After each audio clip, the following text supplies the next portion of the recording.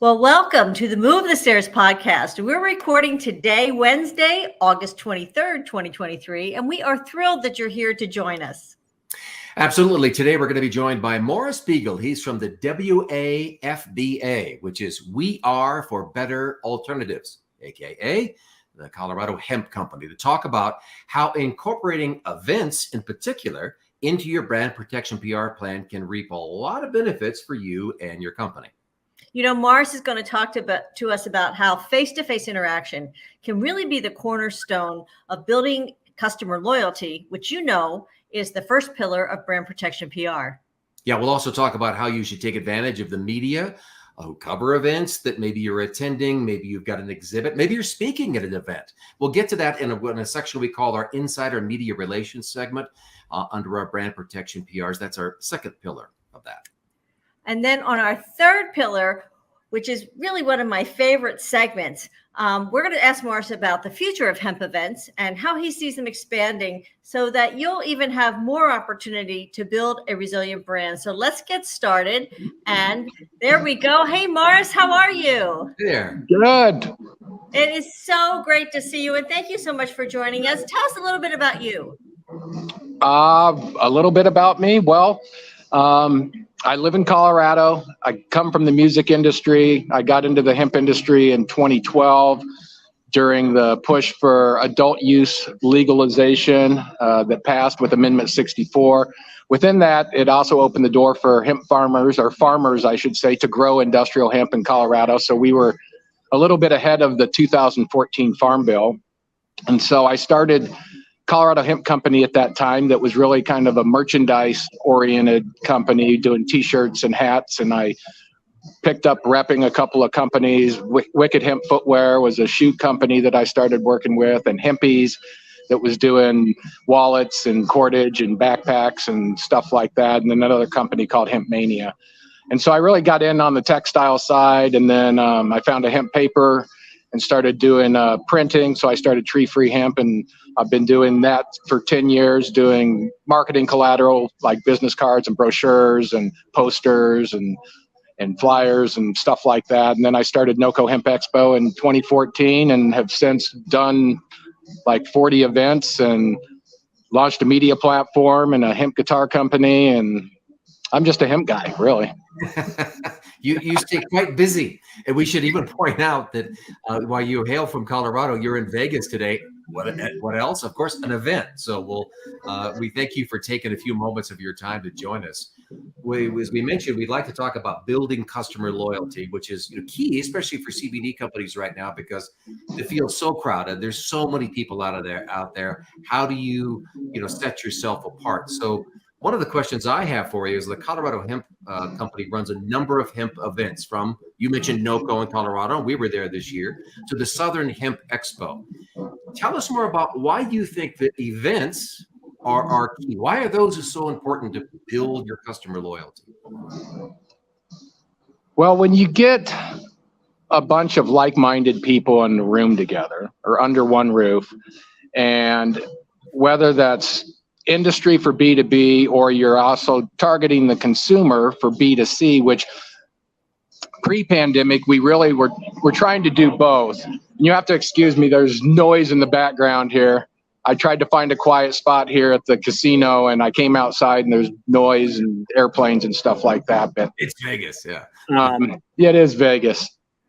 But to me, there's no better value to build business and relationships than being face-to-face. And I think that, the pandemic, while we got to connect with each other virtually like we are right now, and you had all these virtual platforms, and that was fine for a while, nothing beats the true interaction of face-to-face. When you can shake somebody's hand, you can have conversations, you could have a drink with them, or a coffee, or whatever you want to do. But I think that there's something to be said. And if you're looking to buy, you're looking to sell, you're looking to educate, the whole face-to-face thing, nothing replaces that. And coming from the music industry, it's the same thing. It's like going to a concert is way different than listening to the radio. What kind of experience do you really have? You have a much better experience typically at a concert than you do just listen to the radio. And I'm glad you brought that up, because I just realized that Jordan isn't with us today, and he's normally here, but he's at a concert and he's having a great time, and that's a super good thing. But I get it about you've got to be there in person. You've got to have that face-to-face, as you said. And you referenced the fact that, a lot of events are B2B. Are you seeing an important B2C component in the events that you're putting on in the hemp industry now, or is it still mainly B2B? Well, NOCO was built on a hybrid of doing B2B and B2C. Here's a new industry, and trying to get as many people across the supply chain together that can get to know each other. So you've got farmers, you've got breeders, you've got equipment manufacturers like Andrew and Jacob Bish and Corbett at Formation Ag, and then various folks that were manufacturing extraction equipment. And then you've got the manufacturers, the brands, you got the customers, you've got the wholesalers, you've got the policymakers, you've got the attorneys, you've got the PR folks like yourself and the media. And it just creates a dynamic in the event space when you have all these people that are interested in the same industry that are all coming together. And personally, I prefer that dynamic to have it all under one roof. But since COVID, the industry has constricted. We've lost a lot of operators since COVID and the oversupply and the transformation to Delta 8 and all of that. We've just lost a lot of people in the industry, and it's turned into more of a B2B show, which is good, but to me, it's not as fun, and I don't think that the energy is the same at this point. And I would like to see it get back to more of the hybrid effect. And like the show I'm at out here, ASD Market Week, it's a wholesale show. It's all B2B. There are no consumers. But it's a massive show. There's 1,800 exhibitors, general merchandise. They have an alternative product space, and there's CBD companies, there's kratom companies, there's Delta 8, and then kind of the intoxicating hemp derivative companies here. And it's interesting. Yeah. I think it is interesting. It will be, and we're going to talk about this a little later, but it's going to be interesting to see where it's all going, because we have had such a contraction. So you run a number of events around the country. What's your strategy to building customer loyalty? And one of the things I have to tell you is, I remember when we were at NOCO, Corbett at Formation AG, I was talking to him and he said, I'm here because I wouldn't miss a show that Morris runs. And it's very clear, you just have that relationship. You have a fabulous relationship that you were able to build there, which really built that customer loyalty. So tell me a little bit about that. Well, I was really the first one, or my partners, Elizabeth Knight and Lori Badaris back, who are ex-partners now, but they were certainly very important in the development of all this, because they've got good people skills. And we've always had a really good team and very personable. We've had fun shows and we're honest. We tried to take care of people and provide deals and opportunities and help folks out, because there's a lot of new companies, startups that are on a budget, and trade shows can be expensive and you don't know what the ROI is going to be. And a lot of the ROI is really the relationships that you're walking away with, as much or more so than making a big sale of products to a wholesaler or to a retailer. The ROI comes in the relationships that you build. And I was just fortunate, or we were fortunate, to be the first to come out and do really a whole entire hemp supply chain show. And, we weren't focused on CBD. We really were focused on everything else. And all of a sudden CBD became the thing pretty quickly in 2015, 2016. And it's dominated and really kind of pushed the other really cool stuff to the back burner. But I think we're getting to that point now with construction materials and the food side of things and protein and a lot of the stuff that I'm really interested in. But we've just been fortunate to get good people in the room, and we've been able to maintain a lot of those companies if they are still in business, which is another thing, because we have seen attrition due to the oversupply, the amount of CBD companies that were out there. I think in 2019 there was somebody, I don't know if it was Brightfield or one of those New Frontiers. So there's like 4,500 CBD companies. That's a lot, especially when all of them are selling similar SKUs. You've got a tincture, you've got gummies, you've got some capsules, you've got maybe some chocolates. And it's like, you can only do so much with all those SKUs.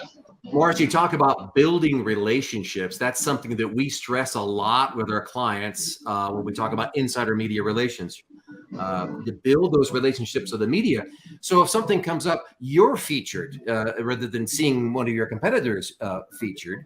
And so you've had a lot of top media outlets cover some of your events. How have you nurtured those relationships with the media? How did you get coverage on those events?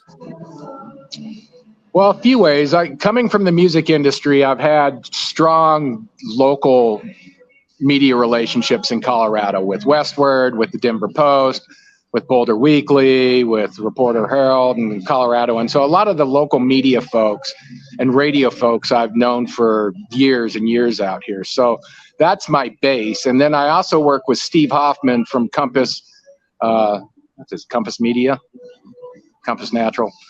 Steve's great. He does PR for me and does a lot of media outreach on my behalf for the show. He also has worked in the natural product space with New Hope and Expo West and Expo East. So he's got a lot of natural products, media contacts and relationships, which has been beneficial to the hemp industry because we're really kind of like the New Hope.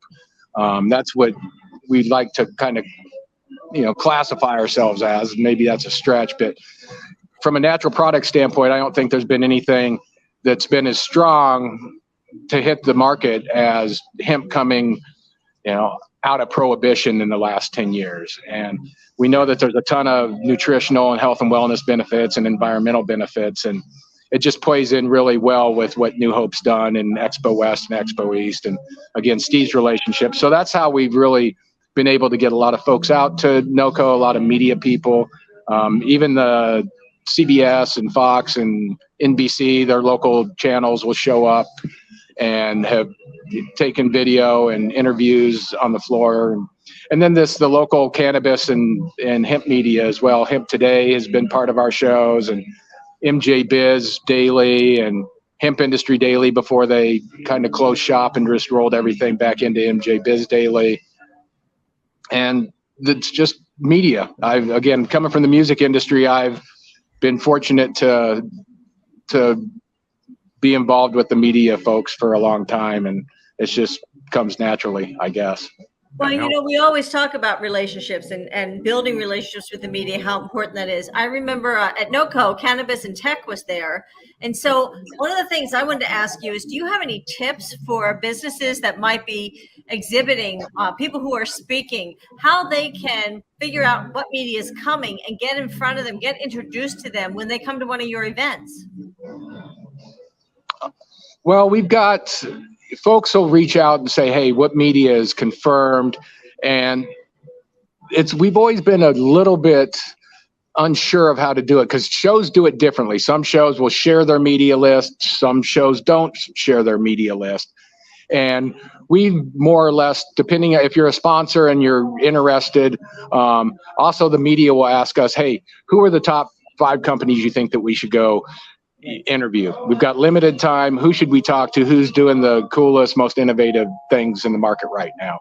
And we can say, this CBD company or this equipment company or this processor or this tech company or this soil nutrient company or this genetics breeder has got a new line of, like New West Genetics, for example.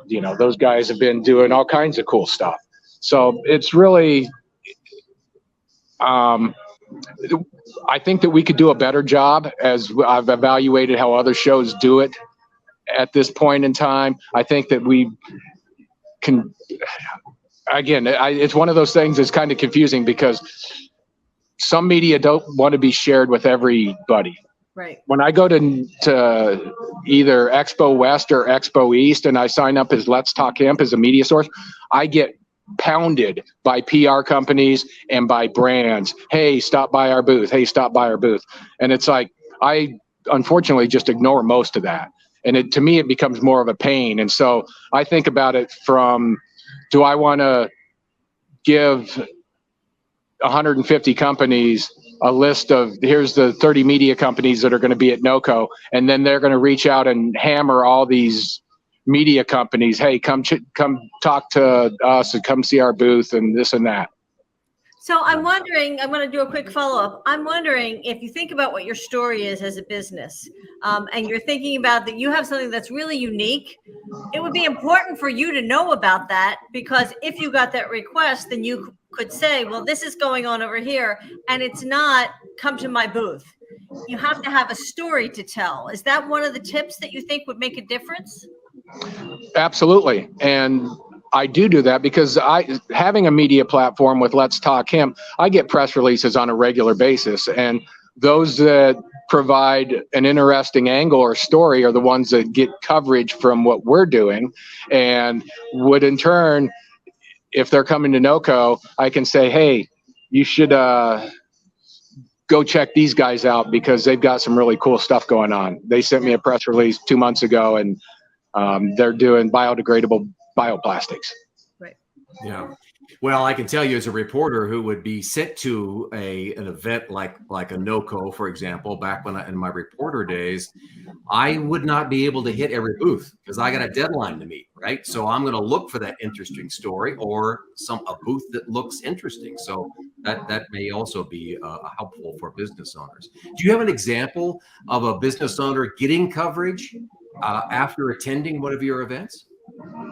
Well, yeah, I know it's at Southern Hemp Expo. There were several that, there's a guy, Nick Barris, who's, he does a morning show on, I can't remember if it's CBS or NBC. Anyway, I sat in his studio 2 years and met, and on air for an hour during the morning, with him, and his station came out multiple times and interviewed a dozen companies, and then they would do their little collage 2 or 3 minute expose on the trade show, and several people got their mugs and a little 10 or 15 seconds of give me your best 15 seconds about what your company does. And that's happened several times, and it's happened at NOCO too.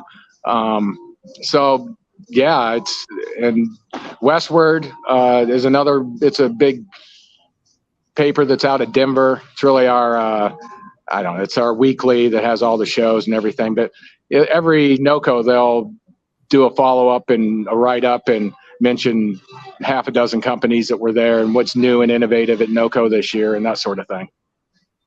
That's great. And I think that if you're very intentional about it, you have a really good shot, because not everybody's going to be intentional. They're thinking about 1,000 other things. But if you're really focused on it, you can make it happen. So that's very cool. When we're looking at protecting our brand, we always talk about brand resilience and how do we help clients figure out how to weather any type of a problem that could come up, which can sometimes be turned into an opportunity, so that they're ready for it and they're really protecting their brand. So I want to know, how would you suggest a business owner with limited funds and time decide which events to attend, because there's so many of them out there? Well, you need to know what your goals are and try to align your goals with who's going to be at that particular show. And so, like, NOCO is a supply chain show and doesn't have, let's say, the buyer network that USA CBD Expo, now Alternative Products Expo, where all the smoke shops go to, the buyers go to that show, or they go to Champs. And it's like, so if I'm selling Delta 8 or these more gray market products, let's say, I would try to align myself with an attendance base where I'm going to get more customers that would be more likely to buy those products. If I'm a farmer or a decortication company or somebody that's trying to move raw materials, I would look at NOCO and say, I know that there's a lot of those type of people that come to NOCO, and I would want to be part of that. And that could be white label companies as well. So it's really aligning, trying to really understand who the show's audience is and who your audience is, and align it that way, because it can be expensive. If you buy your booth, which can cost anywhere from $1,500 to $15,000 or more, depending. If you go to Expo West, where it's minimum $9,000 or $10,000 to get a booth, and then you got to pay your people to get there and man it, and then you got to ship all your stuff, and then you got to pay Freeman to move stuff on and off the floor. When it's all said and done, you've spent 30 or 40 grand, and how are you going to justify paying for that? What is your ROI? You better write some orders, or you better walk away with some relationships that are going to, be fruitful down the road. Pan out to something. Got to be selective. Yeah. Knowing your audience is key. How are events doing? I mean, during the pandemic, of course, everything came to a screeching halt. Are we back in a better shape, or are you still catching up? Well, events overall, I don't think have bounced back to the degree that we would hope. They haven't for NOCO or Southern Hemp Expo. And a part of that is because we've lost a bunch of operators. As we saw before the pandemic, we licensed 500,000 acres and grew 250,000 acres. And now we're down to 20,000 acres, and lots of farmers have exited the market. And there's just a lot less operators. There's a lot less CBD companies. Some of the CBD companies have changed over to doing Delta 8 and HHC and all those products. And while that market's thriving to a degree in different areas, it's also very challenging because of all the various state regulations and the regulatory murkiness of everything. And is it going to remain legal? And yeah, there's just a lot of question marks. So I would say, the hemp industry shows have definitely tapered off, and the cannabis THC shows are tapering off as well, because that market is struggling. Natural Products Expo West, their numbers are not what they were pre-pandemic, but they're bouncing back now. They're probably at 2/3 of where they used to be. ASD week here, they're not back to where they were, but they're moving that direction. So it's, from what I'm seeing out there, we're not back yet. It's maybe 50% to 80%, depending on what market you're in. Yeah, still some obstacles. Yeah. Morris, I can see that as a double-edged sword. You go to one of these events, and you get to spend more time with sometimes the people you really want to spend it with. So I'm interested, what are your final thoughts on how forward-looking business owners could really get the most out of attending one of your events? Well, I think with our events, one thing that we've built is a quality attendee list. So we've got the top attorneys, the top people in the industry, great speakers, a lot of good programming, and we got a lot of good exhibitors. And maybe we don't have the total attendance numbers that we had pre-pandemic, but what we have is quality people that show up to the event, that are passionate, that are successful, that are still in the game, that can provide insight into a lot of different areas, and you can establish lifelong relationships. If you plan on being in this particular industry, if you're in it to try to make a buck now and go to the next thing, which was cryptocurrency, and now that's not the thing anymore. If you're in it for the long haul, find the show, and NOCO to me is the show for North American hemp, as well as a lot of international folks coming, and we're going to continue to try to hone in on that and refine that. And we've got several international opportunities that are going to happen in 2024 that's going to create a lot of cross-pollination and harmonization between North America and Europe and some other places around the world. So I'm excited to expand on that when I can officially do so, which will be soon. Soon. Yeah. A lot of work yet to be done, but still exciting as well. Well, There's a this has lot been of great. opportunity in this space, a lot of room for growth. I think we're going to finally see the FDA respond and create a regulatory framework.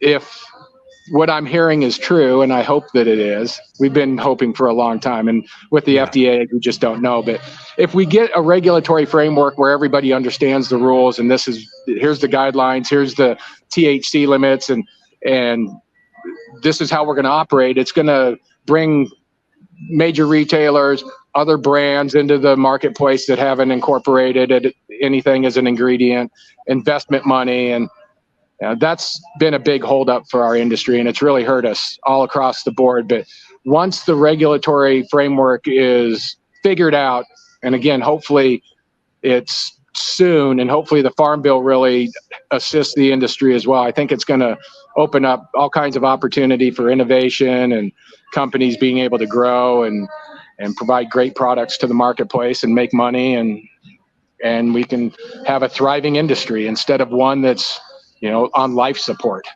Yeah. Well, we hear this every time we do a podcast. Here's an industry that's begging for regulation, right? Give me some structure. And the government's like, wait, you want us involved? Yes, because we'll get rid of, some of the big players. Well, Morris, thank you. Great insight. We appreciate you so much taking time at an event to step outside and spend a few moments with us. This has been Morris Beegle, the president. I appreciate being on. Thank you. Yeah, no, we appreciate it. Morris, again, is the president of the WAFBA and Colorado Hemp Company. So thank you again for joining us. We appreciate it. All right. Thank you. Thanks so much. Bye. All right. Take care. Thank you. What a sport doing this during an event. I know. That was crazy. But man, that was some great information, wasn't it? I mean, I loved on the customer loyalty, how he talked about that face-to-face means so much, right? I mean, we know that, but sometimes it's easier to do it over Zoom, isn't it? There's a lot of, you got to get yourself ready and ready to go for face-to-face, but certainly events should be part of that brand protection PR where you can build those relationships. Yeah, just having those conversations rather than one of 1,000 emails that you might get every day. Yep. He talks about, and under our insider media relations portion, again, building on those relationships. He talked about relationships, gave a shout out to PR companies. I like that part because they can certainly assist in helping you, put you in touch with the right media rather than just blasting everybody, but the right sources, and then building that trust between you and those journalists. So when a topic comes up, who are they going to think of? They'll think of you.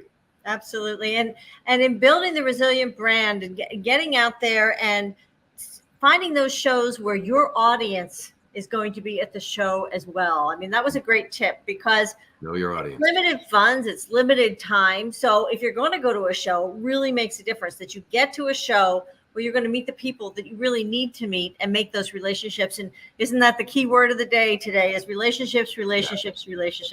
Well, I just want to thank Morris again. So Morris Beegle with WAFBA and the Colorado Hemp Company, he just does a phenomenal job. If you've ever been to one of his events, we really enjoyed our time at them. And we want to thank you for joining us on the Move the Stairs podcast. And thank you for listening or watching. And we'll hope you join us again very soon for the next